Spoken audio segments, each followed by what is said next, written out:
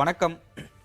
திமுகவுடைய வெல்லும் தமிழ் பெண்கள் மாநாடு நடைபெற இருக்கிறது. கிட்டத்தட்ட 3.2 கோடி வாக்காளர்கள் பெண் வாக்காளர்களாக தமிழ்நாட்டில் இருக்காங்க. ஒரு தாக்கம் செலுத்துவாங்க இந்த தேர்தல் அப்படின்னு எதிர்பார்க்கலாம். இந்த மாநாடு திமுகவுக்கு எந்த அளவுக்கு கை கொடுக்கும் அப்படின்னு நினைக்கிறீங்க?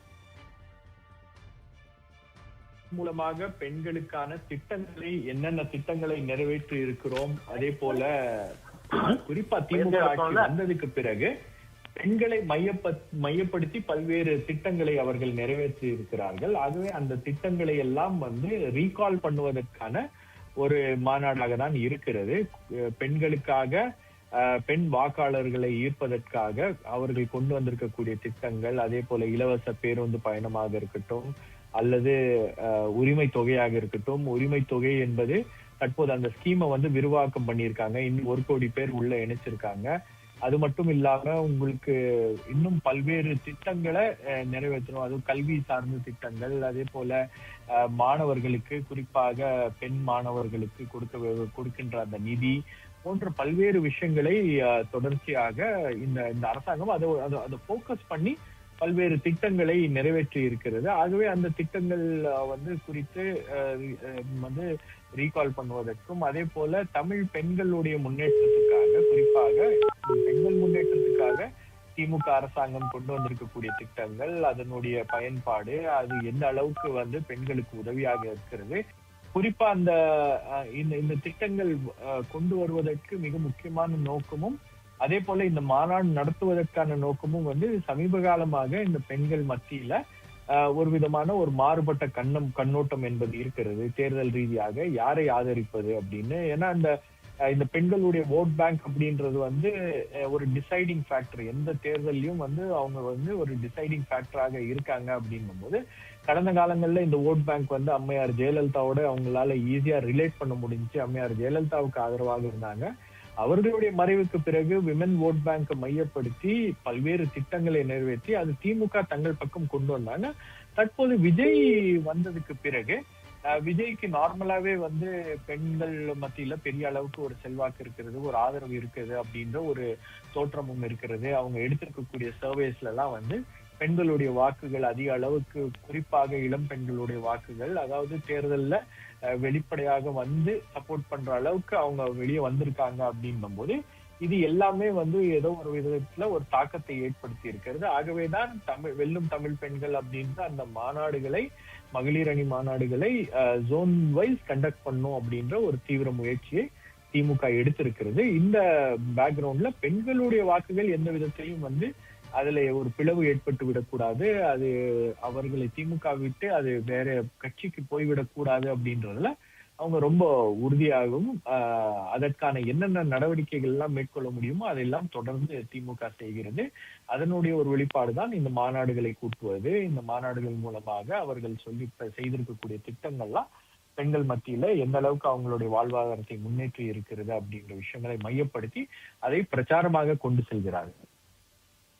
பெண்கள் மத்தியில் மாறுபட்ட கண்ணோட்டம் இருக்கிறது அப்படின்னு சொல்லிங்க. பீகார்ல நம்ம பார்த்தோம், கடைசி நேரத்துல ஆளும் அரசு, மத்திய அரசும் சரி மாநில அரசும் சரி, திடீர்னு ஒரு குறிப்பிட்ட ஒரு பணத்தொகையை பெண்கள் வங்கி கணக்குகளுக்கு செலுத்தினது மூலமா மிகப்பெரிய வெற்றி அடைஞ்சாங்க அப்படின்னு தான் அங்க இருந்த தரவுகள் எல்லாம் சொன்னாங்க.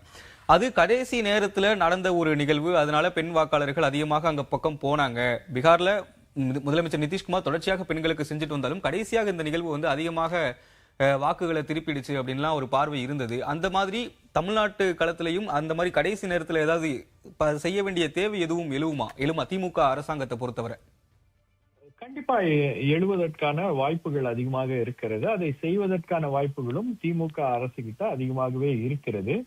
நீங்க இந்த சமீப காலமாக இந்த வெல்லும் தமிழ் பெண்கள் அப்படின்ற அந்த உரிமை தொகையை அவங்க உரிமை தொகை கொடுப்பதற்கு அந்த கேண்டிடேட்ஸை அவங்க அதிகரித்திருப்பதும், அதே போல அந்த திட்டத்தை விரிவாக்கம் செய்திருப்பதும் இந்த கண்ணோட்டத்தை வைத்துதான்.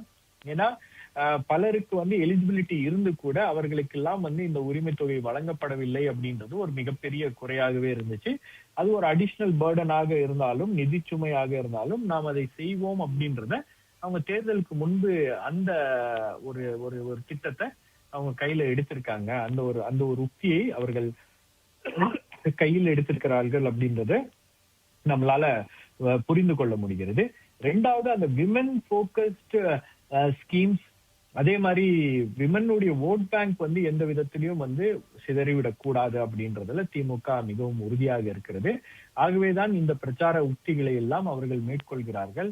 இப்ப கூட நீங்க பாத்தீங்கன்னா பல ஊர்கள்ல, பல வீடுகள்ல உங்களுக்கு பொங்கல் அரசாங்கம் கொடுக்கின்ற பொங்கலுக்கு அரசாங்கம் கொடுத்த 3000 ரூபாயை தாண்டி அங்க இருக்கக்கூடிய லோக்கல் கட்சிக்காரங்க, அங்க இருக்கக்கூடிய லோக்கல் செல்வாக்காக இருக்கக்கூடிய திமுகவை ஆளுங்கட்சியை சேர்ந்த நபர்கள் எல்லாம் வந்து உங்களுக்கு பாத்திரங்களை எல்லாம் வழங்குகிறார்கள், அப்புறம் வீட்டுக்கு தேவையான பொருட்களை எல்லாம் வழங்குகிறார்கள். அப்படின்னும் போது ஆல்ரெடி உங்களுக்கு வந்து பெண்களுடைய வாக்குகளை எப்படி கவர வேண்டுமோ அந்த திட்டங்களை எல்லாம் மையப்படுத்தி பல்வேறு விஷயங்களை அவர்கள் செய்து கொண்டிருக்கிறார்கள்.